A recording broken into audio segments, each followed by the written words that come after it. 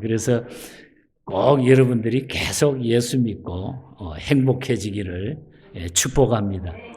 10년이 가면 더더더더더 계속 나갈지도 몰라요. 그래서 여러분들 하나님 앞에 행복하게 사셔야 돼요. 예수 믿는 사람은 행복하게 될 줄 믿습니다. 오늘은 제가 여러분들 죽는 거 다 싫죠. 죽음이라고 하는 거 다 싫잖아요. 그런데 여러분들이 영원히 사는 길을 제가 말씀을 드리고 싶어요. 제가 이 진리를 발견하고 그래서 큰 소리 치며 사는 겁니다. 그래서 오늘 우리가 영원히 사는 자. 우리 한번 따라 합시다. 영원히 사는 자. 따라 한 대로 내 자신이 영원히 살게 될 줄 믿습니다. 현대인의 최대 관심사는 그래서 좀 오래 살려고 하는 건강 문제를 최고로 다루고 있어요. 우후 죽순처럼 생산되는 그 건강식품과 자연식 식품들을 우리가 생각을 해보면 그것이 증명이 되고 있다는 거죠. 그래서 건강하게 오래 살고 싶다. 그래서 요즘 100세 시대라고 그래가지고 웬만하면 그렇게 가고 있어요. 그러나 100세 조금 넘어도 120세를 살아도 이 세상에는 언젠가는 떠나게 돼 있습니다. 제가 30년 이상 제 주치의가 카이저 병원에 계시는데 저희는 그 보험이 그쪽으로 돼 있어서 카이저 병원을 가는데 그 조나단 미라고 하는 그 의사 선생님이 30년 전부터 만나가지고 한 몇 년 전에 저를 보고 그래요. 제가 이렇게 내 몸 상태를 이야기하면 오래됐으니까 저에 대해서 너무 잘 알죠. 요즘도 운동하십니까? 뭐 하십니까? 이렇게 물어보고 어디 아프다 그러면 이렇게 하면 된다 그러고 도움을 많이 주는데 한 번은 그런 이야기를 해요. 몇 년 전에 목사님 3개만 잘 지키면은 건강하게 살 수 있습니다. 그래요. 그거 제가 안 잊어버렸어요. 처음에는 스트레스를 받지 말래요. 근데 사람이 스트레스 안 받고 어떻게 살아요? 스트레스, 첫 번째 스트레스. 그런데 또 어떤 분들은 적당한 스트레스는 건강에 좋대요. 스트레스 전혀 안 받으면 오히려 건강이 나빠져요. 스트레스 조심하고. 두 번째는 좋은 물을 마시라. 좋은 물. 그리고 세 번째는 운동. 목사님 그 3가지만 잘 지키면은 건강하게 지낼 수 있습니다. 여러분 이것은 이 의학적으로 또 경험적으로 여러 가지 종합해서 생각하고 만들어낸 이런 지식적인 얘기지만은 그런데 그렇게 우리가 한다고 해가지고 영원히 살 수 있는 게 아니라는 거죠. 그렇게 해서 영원히 산다고 하면 우리 다 그렇게 하면 되죠.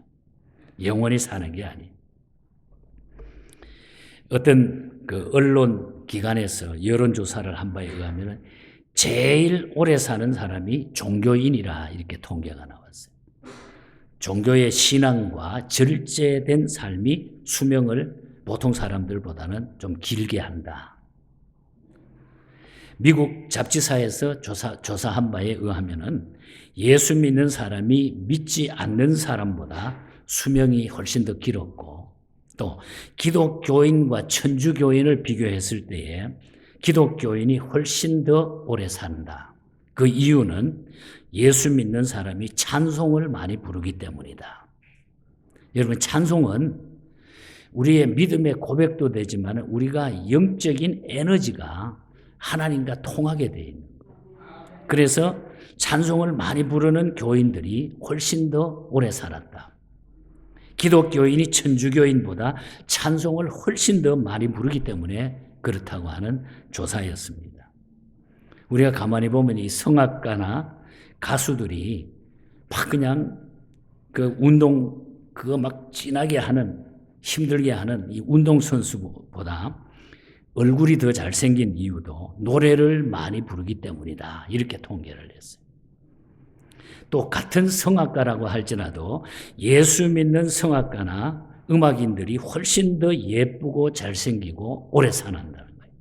그래서 일반 가수들은 이게 세상 노래 부르다가 보니까 자기 마음에 안 맞고 스트레스 쌓이면 자살해버리는 거예요. 이런 경우가 많아요. 자기가 불렀던 노래 가사대로 어떤 가수는 간다 간다 나는 간다가 쫙 가을에 가버렸어요.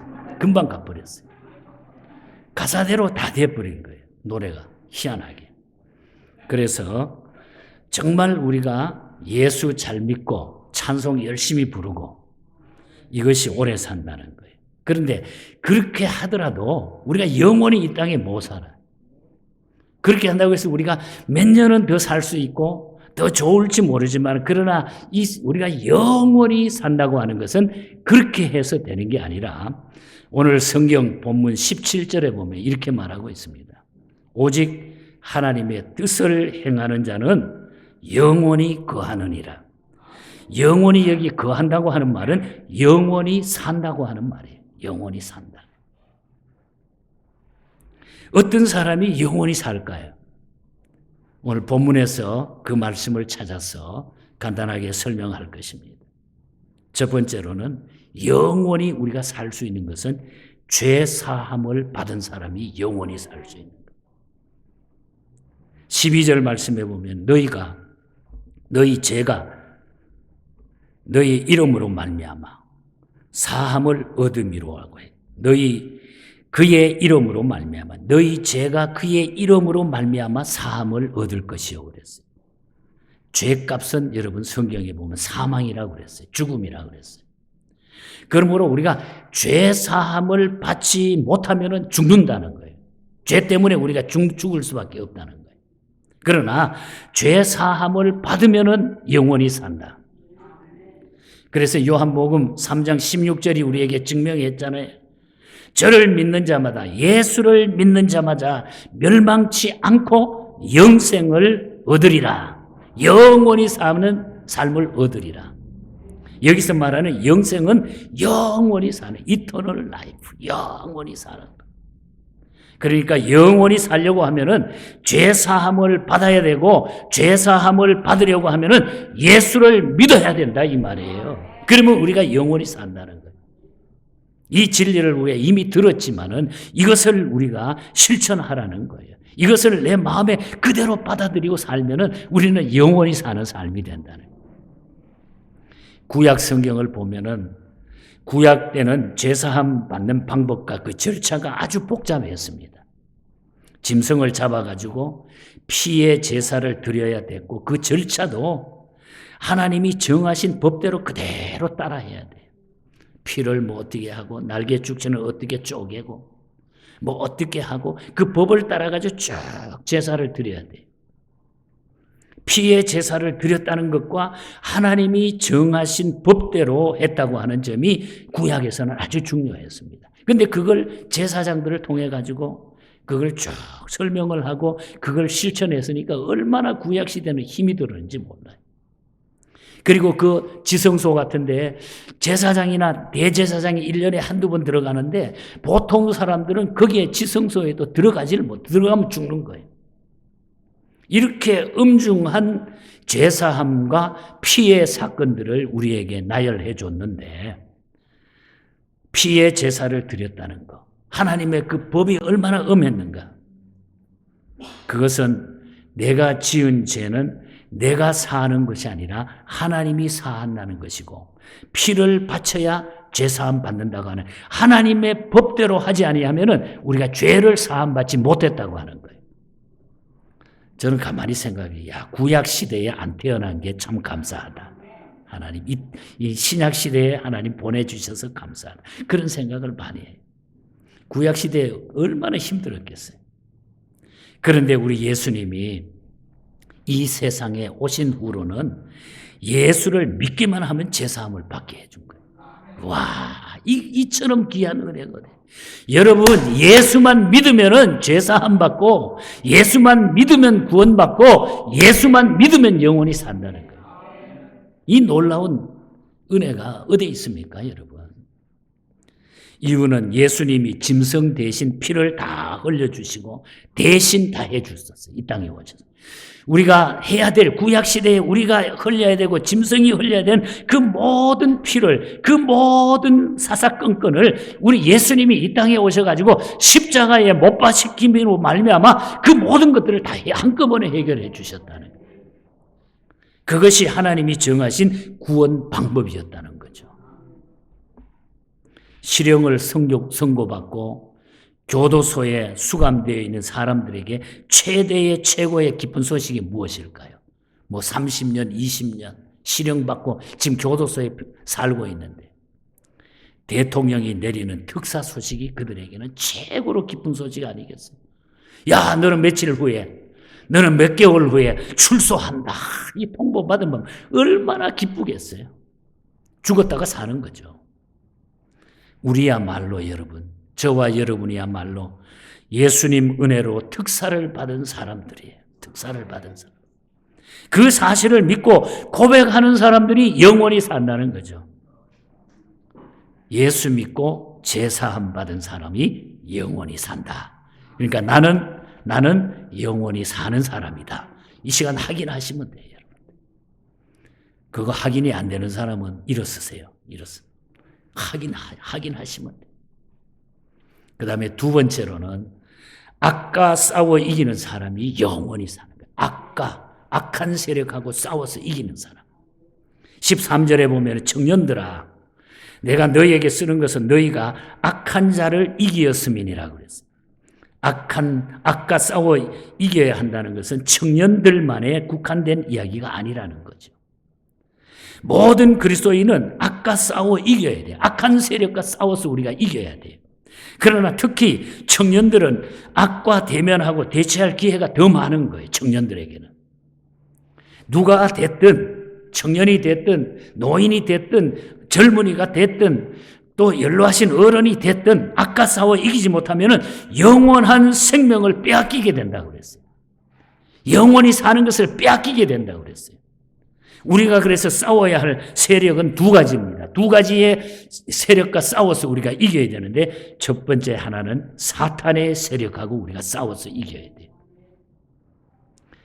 병균이 허약한 신체 부위를 통해 가지고 병균이 침투하잖아요. 면역력이 약하거나 우리 신체가 약한 부분이 있으면 병영군이 꼭 그것을 통해서 우리 육체에 침투하죠. 사탄의 세력 역시 마찬가지입니다. 내가 영적으로 허약해질 때에 사탄은 우리에게 침범하게 되는 거예요. 침투하게 된다는 거예요. 복음서에서 보면은 예수님께서 귀신을 내쫓은 기사들이 여러 곳에 나옵니다. 그 귀신들은 예수님 이름만 들어도 막 벌벌 떨었어요. 예수님의 이름으로 명하면 귀신들이 다 도망쳤어요. 다 떠났습니다. 문제는 내가 예수님 편에 서 있느냐 서 있지 않느냐가 중요하다는 거예요. 우리가 악과 싸움에 있어서 그래서 우리는 예수님 편에 서 있으면은 우리는 악한 세력이 우리를 침범하지 못하고 우리는 그 악한 세력에게 승리하게 될 줄 믿습니다. 여러분. 우리 한국의 이동원 목사님의 그 책을 읽었는데 거기에 나오는 이동원 목사님의 이야기입니다. 본인 얘기인지 그분이 옆에 있는 어떤 분의 이야기를 자기가 듣고 간증을 했는지 모르지만 이런 이야기예요. 어떤 분이 전도사 시절인데 교회를 개척했다가 겪었다고 하는 그런 이야기입니다. 옛날에는 한국에 한참 막 뜨거울 때는 뭐 신학교 다니는 전도사님들이 교회 개척해가지고 목회하고 이럴 때가 많았어요. 요즘은 한국 교회 가서 보니까 너무 이게 포시라워가지고 경상도 말로. 이거 뭐 전도사들도 어떤 기업 채용처럼 큰 대형 교회 딱 안 들어가면은 전도사 생활도 안 한다 그래요. 이런 식으로 지금 교회가 흘러가니까 교회가 자꾸 세속하게 되는 거예요. 그런데 어떤 전도사님이 교회를 개척해가지고 참 이제 뭐 사람이 없죠. 한 사람, 두 사람 그냥 접촉을 해가지고 목회를 시작을 하는데 어떤 사람이 어려운 병에 걸렸습니다. 자기 이제 목회를 하고 있는데 그런데 이분이 병 걸린 분이 뭐 여기 갔다 저기 갔다 백방으로 노력했지만은 어떤 유명하다고 하는 뭐 소문한 무당을 여러 군데 찾아가는 거예요. 그래서 뭐 수차례 구설을 하고 돈을 줬지만은 효과를 보질 못하는 거예요. 이 병 걸린 사람이. 그러던 어느 날 무당이 내 힘으로는 안 될 것 같으니까 저 언덕 위에 있는 교회를 찾아가 가지고 부탁을 해보라 그랬더니 무당이. 나는 안 된다. 나는 도저히 못 그러니까 저 언덕 위에 교회 찾아가서 한번 부탁해보라 그랬더니. 그래서 교회를 찾아온 거예요. 이 아픈 사람이. 그래서 전후 사정을 전도사님에게 다 이야기했는데 이 전도사님이 그 이야기를 듣고 온갖 정성을 다해 그를 돌보면서 막 기도하기 시작해. 무당이 보내줬다. 이 전도사한테 가라. 교회로 가라. 그래서 이리 왔으니까. 그래도 얼마나 열심히 기도했는지 내가 무당보다 나아야지 하는 이런 생각도 들었고 내가 믿는 하나님이 무당이 믿는 귀신보다 힘이 있다는 것을 보여주고 싶어가지고 막 그냥 밤낮 없이 최선을 다해. 막 학교 가는 것도 막 어떤 데 못 가고 그냥 기도하는 거예요. 그 결과 그 사람이 병이 치료가 된 거예요. 하나님이 역사하셨어요. 어느 날 전도사님이 병 낫게 된 그 사람을 데리고 무당을 찾아갔습니다. 자랑도 하고 싶었고 다른 할 말도 있었기 때문에 그 무당을 찾아갔어요. 그래서 무당한테 가서 안녕하십니까? 그랬더니 무당이 석 보더니 위에 있는 전도사님이니까 어서 오십시오. 웬일입니까? 저 언덕 위에 있는 교회 전도사인데 다름이 아니고 당신이 이분을 우리 교회에 보내주셔가지고 너무나 감사해서 인사 찾아왔습니다. 그랬더니 그 무당이 시큰둥한 표정으로 뭐 감사할 게 뭐 있습니까? 같은 업종끼리 상부상조하는 거죠. 그래들의 무당이 같은 업종끼리 그렇게 대답하더랍니다. 여러분 같은 업종일 수가 없는 거예요. 무당과 예수님이 같은 업종이 아니에요. 우리가 믿는 예수님은 이 세상의 그 어떤 것과도 다른 거예요. 같은 업종이 아니에요. 사탄의 세력은 사람을 괴롭히는 거예요. 세상의 귀신들은 우리를 넘어뜨리고 우리를 잘못되게 인도하지만은 우리 하나님은 그런 분이 아니라는 거죠. 그리고 세상의 악의 세력들은 불행의 조건을 우리에게 제공하게 됩니다. 두렵게 떨게 합니다, 우리를. 그러다가 결국은 사람을 지옥으로 인도하게 되는 거예요. 그러나 하나님은 우리에게 평안과 행복을 주시는 것입니다, 여러분. 잃어버렸던 기쁨과 안정을 우리 주님은 나에게 주신다는 거죠. 그뿐입니까? 우리의 허물과 죄를 다 용서해 주시고 구원해 주신다는 거죠. 그 하나님을 나의 하나님으로 섬기게 된 것과 하나님의 자녀가 된 것을 우리가 감사하면서 사탄의 세력을 우리가 이겨야 돼요. 우리를 유혹하는, 나를 넘어뜨리는 세상적인 생각들을 우리가 지워버리고 이겨야만이 우리는 영원한 삶을 살아가는 자가 된다는 거죠. 세상을 이기시기 바랍니다. 사탄을 이겨야, 그리고 또 다른 하나는 나 자신을 이겨야 돼. 사탄의 세력과 내 자신과의 싸움이 오늘 우리의 이 세상의 싸움이라는 거죠. 내 속에는 두 개의 내가 있어요. 두 개의 자아가 있습니다. 그것은 하나님을 섬기고 그 뜻을 따르며 살고 하는 내가 있고 또 유혹을 따르고 악을 따르고 싶어하는 내가 있다는 거예요. 하나님을 따르고 싶어하는 내, 세상을 따르고 싶어하는 내, 두 가지 내가 있다는 거예요. 그래서 사도 바울도 역시 그런 이야기를 했어요. 두 개의 자아가 서로 싸우고 있다고 그랬어요. 마음속에. 두 개가 늘 싸우고 내 마음에 싸움이 있다고 그랬어요. 어떻게 이걸 우리가 이길 수 있을까요, 그러면? 이를 악물고 혀를 깨문다고 이기는 것이 아닙니다. 사방 벽에다가 자아라고 하는 족자를 붙인다고 우리가 이기는 게 아니에요. 하나님의 도우심을 받아야 된다는 거죠. 이걸 이겼어. 하나님의 도움이 있어야 돼요. 그래서 고린도전서 15장 57절에 보면 우리에게 이김을 주시는 하나님께 감사하노라. 하나님의 도움을 받아야 우리가 이긴다고 그랬어요. 우리의 과제는 이 경쟁 회사를 내가 이기고 경쟁 상대를 이기고 뭐 경쟁 팀을 내가 이기는 그것이 아니라 바로 나를 이기는 것이 중요한데 나를 이기기 위해서는 예수님의 하나님의 도움이 없이는 안 된다는 거예요. 그래서 나를 이기기 위해서는 필수 조건이 주님을 사랑해야 된다. 주님을 사랑하게 되면 나를 이길 수 있다는 거죠. 주님과의 사랑의 관계가 필수 조건이라는 것입니다. 주님을 사랑하게 되면은 내 자신을 저절로 이기게 된다는 거예요.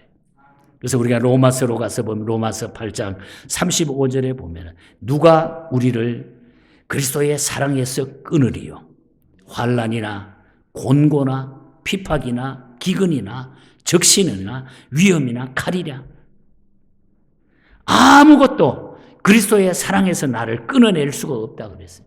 8장 37절에 가서 보면은 그러나 이 모든 일에 우리를 사랑하시는 이로 말미암아 우리가 넉넉히 이기느니라. 아무도 모두 나를 끊어내지 못하지만은 우리를 사랑하시는 이로 말미암아 우리가 넉넉히 이긴다. 이 말은 우리가 주님을 사랑하는 자는 이제 나를 이길 수 있다는 거예요. 주님을 사랑하게 되면 세상을 이기고 내 자신을 이길 수 있다는 거예요. 그래서 주님만이 사랑할 수 있기를 축복합니다, 여러분. 게임이나 운동 경기에 이기는 사람이 메달을 받는 것처럼 자기를 이기고 세상을 이기고 죄와 유혹을 이기고 사탄의 세력을 이긴 사람만이 영원히 살게 될 줄 믿습니다. 오늘 본문 15절을 보면 이 세상이나 세상에 있는 것들을 사랑하지 말라. 누구든지 세상을 사랑하면 아버지의 사랑이 그 안에서 있지 아니하느니라 그랬어요. 우리 주님을 사랑하는 것이 우리가 영원히 사는 이 길이 된다고 하는 것. 주님을 사랑하기 때문에 우리는 주님과 하나가 돼야 됩니다. 주님이 좋기 때문에 주님을 우리는 사랑해야 됩니다. 주님을 사랑한다고 우리가 늘 고백할 수 있는 성도가 되기를 축복합니다. 자기를 가리키면서 주님 따라합시다. 주님 사랑합니다. 오늘 여러분들이 주님 앞에 고백한 이 사랑, 여러분 사람이 입으로 고백하는 것이 쉽지가 않아요. 쉽지가 않아요. 내가 주님 사랑합니다. 이 고백을 스스로 여러분들이 계속적으로 매일매일 하시기를 바랍니다. 그럴 때에 우리는 이 세상을 이기고 영원히 사는 삶을 우리는 살게 될 줄 믿습니다. 이제 마지막으로 세 번째로 드릴 말씀은 하나님의 뜻을 따라 사는 사람이 영원히 사는 사람이다. 10절 말씀에 보면은 이 세상도 그 정욕도 지나가되 오직 하나님의 뜻을 행하는 자는 영원히 거하느니라. 17절 오늘 마지막 절입니다. 여기에 지나간다고 하는 말은 우리가 주목을 해야 돼. 지나간다. 우리가 차를 타고 쭉 여행을 해보면은 뭐 차창 밖으로 풍경이 막 지나가죠. 모든 것이 지나갑니다. 여러분 이 세상의 모든 것들은 다 지나가게 돼 있어요. 권력도 지나갑니다. 성공도 영광도 아름다움도 다 지나가요. 여기 앉아 계시는 우리 어른들 젊은 시절에 한번 오늘 돌아가서 사진 한번 보세요. 꽤 괜찮았는데 내가 이렇게 됐나. 다 우리가 느끼잖아요. 다 지나가는 거예요. 다 지나가. 저도 거울을 볼 때마다 내가 왜 이렇게 됐지 벌써. 뭐 눈도 나오고 말이야. 뭐 주름도 있고 말이야. 그러나 내가 예수 믿기 때문에 감사하고 그래도 기쁜 거예요. 세상 것은 다 지나가요. 부귀영화, 아름다운 권력 다 지나가요. 여러분 유행이라는 말이 있잖아요. 유행이라는 말의 뜻은 흐르고 흘러서 물처럼 지나간다고 하는 말이에요. 유행이라고 하는 말이에요. 흐르고 흘러 바다로, 그리고 그 물은 바다에 섞여가지고 뭐 태평양으로, 대서양으로, 인도양으로 다 들어갑니다. 그리고 나서 증발이 됩니다, 물들은. 그러나 유행을 타서 안 되는 것이 있습니다. 유행에 휩쓸리면 안 되는 것이 있습니다. 그것은 바로 진리며 신앙이라고 하는 거예요. 이거는 유행을 타면 안 돼. 이 진리와 신앙은 유행이 없어요. 처음과 끝이 똑같아야 된다는 거예요. 이게 변하면 안 된다는 거예요. 사람은요, 20대가 지나면은 30대 조금 지나고 중반부터 노화가 시작이 된다고 그래요. 전문가들의 이야기를 들어보면. 유해 산소, 유전자, DNA를 손상시키기 때문에 노화가 그때부터 촉진이 된다는 겁니다. 과학자들은 유전자를 복구시키는 약 개발을 위해 가지고 지금도 노력하고 있습니다. 그 유전자를 개발해 가지고 늙지 않게 만든다. 몰라요. 가능할까요? 어느 정도는 가능할지 모르나 그러나 그걸 어떻게 막을 수 있겠어요? 주사 한 방 맞으면 몇 개월 지나면 또 쭈글쭈글해지고 막 이런데 우리가 관심을 기울여야 할 부분은 육체의 노화 현상이 아니에요. 육체들은 계속 지나갈지 모르지만은 오늘 영혼이 기울이고 영혼이 주름지고 영혼이 기력이 빠진다고 하면 그 영혼은 노화에 접어드는데 그 영혼의 노화 상태가 문제라는 거예요.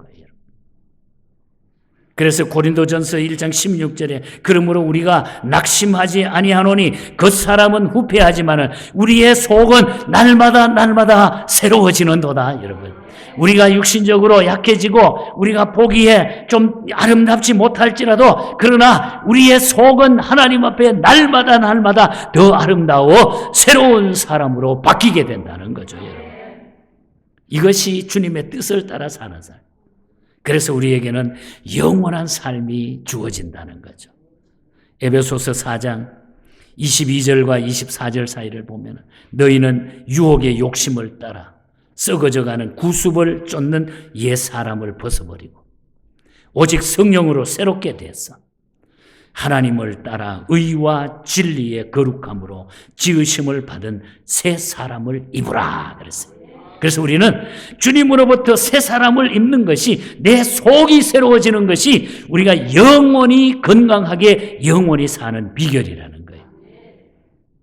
영적 정년기, 영적 노화 현상을 우리가 다 극복하고 청년의 기백과 기상으로 거듭나는 길이 오늘 성경이 제시해 주는데 그것은 바로 하나님의 뜻을 따르는 것이라. 청년의 기백처럼 살아가는 것이 우리가 하나님의 뜻을 따라 사는 것이라 그랬어요. 우리 성도들이 평균 연령이 아마 여기에 60이 넘을지 모르지만 여러분, 그러나 오늘 우리의 영적인 건강은 주님을 향한 우리의 건강은 청년과 같은 줄 믿습니다. 이 기백을 가지고 여러분 열심히 살아가시길 바랍니다. 주님이 동행하면 그것처럼 축복이 없는 거죠. 주님이시라면 이 일들을 어떻게 할 것인가? 그런 마음을 가지고 사는 것이 주님의 뜻을 따라 사는 삶이에요. 주님이라면 이 생각을 어떻게 했을까? 주님이라면 이 일을 하실 것인가? 주님이라면 그렇게 말씀하실 것인가를 생각해 보시기 바랍니다. 결단하는 것이 하나님의 뜻을 따라 사는 거예요. 주님이라면 이 순간에 주님이라고 하면 어떻게 하실 것인가? 그걸 내 마음에 결단하는 것이 주님의 뜻을 따르는 일이라는 거죠. 끝으로 하나 예화를 들면 미술 용어 가운데 실루엣이라고 하는 말이 있습니다. 실루엣. 이 용어가 있는데 18세기 말 프랑스는 경제가 너무너무 어려워가지고 경제가 막 바닥을 쳤어요. 그 당시에 프랑스의 재무부 장관을 지냈던 사람이 에이드 실루엣이라고 하는 사람입니다. 에이드 실루엣이 갖가지 경제를 살리기 위해 가지고 처방을 실시하고 여러 가지 일을 그냥 아끼고 가지고 경제를 살리기 위해서 노력을 했습니다. 그때에 프랑스는 그 예술이 많이 발달된 도시이기 때문에 그림 그리는 사람이 많았어요. 그때 그림도 여러분들이 너무 경제적으로 어려우니까 많은 색상을 가지고 그림을 그리지 말고 검정색 한 가지만 가지고 그릴 수 있다고 하면은 화가들도 근검 전략해가지고 한 가지 색감만 가지고 그림을 그리시오. 이렇게 처방전을 내렸어요. 오늘날 화가들이 한 가지 색깔만을 사용하는 도안이나 윤곽만 나타내는 그림을 실루엣이라 이렇게 부릅니다. 그 실루엣은 바로 그 실루엣 장관의 이름에서 유래한 것이라고 합니다. 한 가지만 가지고 그리고 한 가지만 가지고 쫓아가라. 의미가 있는 이야기죠. 여러분, 우리가 세상을 살면서 복잡하게 따지고 생각하면 예수 믿기 힘들어요. 한 가지만 생각하시면 돼요.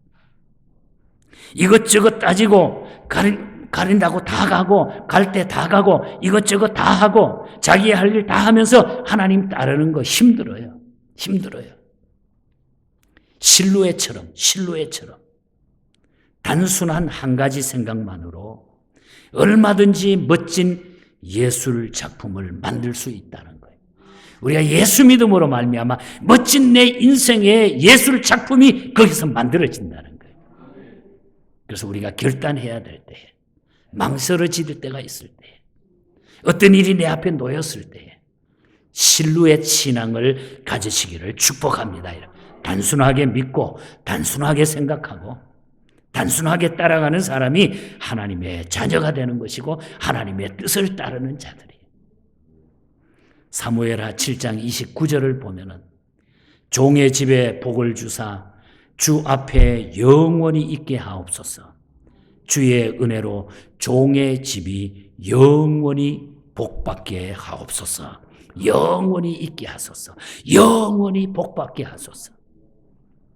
세계적으로 전자제품 모델 6개월이 멀다 하고 막 요즘은 새로운 것이 나옵니다. 전화기도 그렇고. 그러나 여러분, 오랫동안 실증 나지 않고 고장 나지 않고 사용할 수 있는 사람이 좋은 사람입니다. 여러분, 우리는 주님 앞에 실증 나는 자가 되면 안 돼요. 오래오래 가도 실증 나지 않는 사람. 오래오래 만나도 실증 나지 않는 사람. 이게 주님 앞에 주님의 뜻을 따라가는 사람들이에요. 변하는 세상, 변치 않는 예수 대조해 보세요. 얼마나 멋이 있습니까? 유한한 인간에게 영원한 예수 얼마나 아름답습니까? 제한받는 세계에서 영원한 나라 얼마나 든든합니까? 우리 모두 남은 생에 영원을 사모하며 영원을 그리며 영원을 소유하며 영원을 다지며 살아갈 수 있기를 바랍니다. 여러분, 주님과 영원히 길이 사는 자들이 되시기를 축복합니다. 여러분,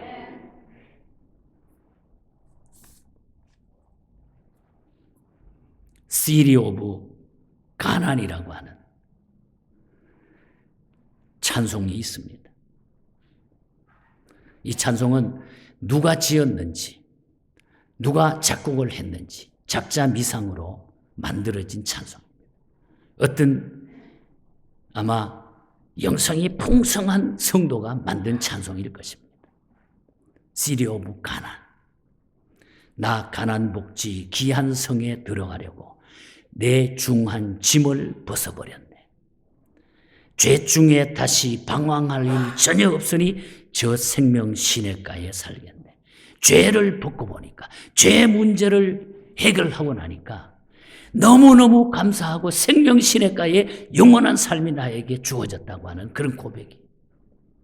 내 줄인 영혼 만나로서 먹여주시니 그 양식 내게 생명 되겠네. 이후로 생명 양식 주와 함께 먹으며 저 생명 시냇가에 살겠네. 길이 살겠네. 나 길이 살겠네. 저 생명 시냇가에 살겠네. 길이 살겠네. 나 길이 살겠네. 저 생명 시냇가에 살겠네. 1919년에 번역돼 가지고 우리 한국에 들어온 찬송이 있습니다. Home of There. 보시오 즐거운 우리 집. 보시오 즐거운 우리 집. 이장하라고 하는 분이 번역을 해가지고 이 예수 믿고 나니까 너무 보시오 저 즐거운 우리 집. 영원히 사는 우리 집. 거기서 기쁘고 즐거운 집에서 거기서 영원히 영광에 살겠네. 우리는 거기서, 영원한 그 집 거기서. 그래서 221장과 222장 찬송은 영원한 하나님의 나라를 함께 살 수 있는 우리 성도들이 부르는 찬송입니다. 오늘 이 찬송을 고백할 때 여러분, 하나님 감사합니다. 이제 내가 이 세상에는 언제 떠날지 모르지만은 그러나 나에게 영원한 삶을 주신 것 너무 감사합니다. 이 고백을 하면서 여러분 예수님과 12월에 많이 사귀시고 영원히 살 그분과 데이트 많이 하시고 그분이 기뻐하는 일 많이 감당하는 저와 여러분이 되시기를 주님 이름으로 간절히 축복합니다. 하나님